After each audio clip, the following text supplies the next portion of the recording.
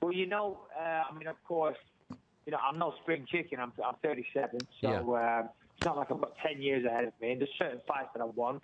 There's certain people I would like to get revenge on, and there's certainly viable contenders. So there's many different ways you could go, and many ways you can look at it. Now, I know Chris Weidman has been bitching on all week. He's getting on like a 12-year-old on Instagram and stuff. He's talking talking about me and directing insults at me and this and that. Fact of the matter is that Chris just lost to the guy that I had knocked out. He wasn't scheduled to fight me. He was scheduled for a rematch with Luke Rockhold. So as far as I'm concerned, Chris Weidman needs to win a fight. So Chris Weidman's out of the equation. Chris Weidman is coming off a loss. Unless you call Chael Sonnen, you don't get title shots coming off a loss.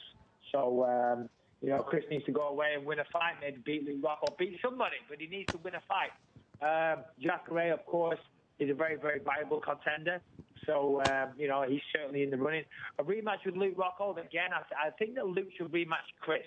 And then whoever wins that probably is number one contender. Luke, yes, me and Luke are 1-1, but that first fight was 2 years ago.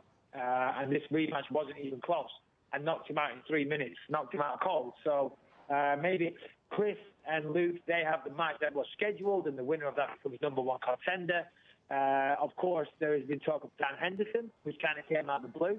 Dan Henderson kind of tweeted something out, and then Joe Rogan put a picture on Instagram, and it seems to be getting a lot of traction. Of course, that is a fight that I would love. It's not a fight that's been offered or anything like that, but it's a fight that I would take because, everybody knows about UFC 100, and Dan Henderson still has an image of him floating above my head whilst knocked out as his logo. So I would like to put him in his place. But, there's many offers. There's many viable contenders. The UFC hasn't come forward to me yet with an opponent. As I've said many, many times, I've never turned down an opponent yet, and I certainly don't intend to start turning people down as champion. One thing that I would like to do is defend the belt in the UK. I would love to defend the belt in Manchester later in the year.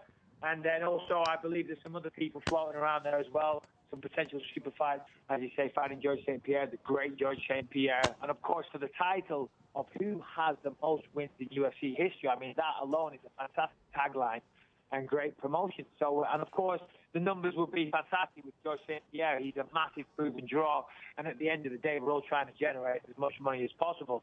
I do want to defend the belt, and I want to make as much money as I can in the process. So I would certainly be open to sending George St. Pierre back to a movie set, because that would be a fight that I would definitely win. And if George St. Pierre is listening, buddy, anytime you fancy it, just be a man sign on the dotted line, and your return will be short-lived.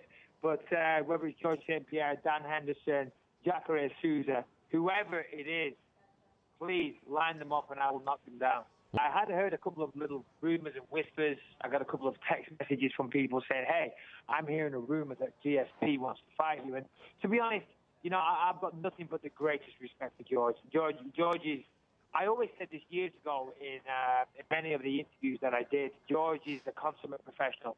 Any young fighter looking to model themselves on a fighter should model themselves in George St. Pierre, the way he handles himself, the way he trains, the way he carries himself in interviews. So, George is a consummate professional, a legend of the sport, a massive pay-per-view draw, and he retired as champion. And if he wanted to come back and fight me, then that would be an honor, and it's certainly something I would not turn down.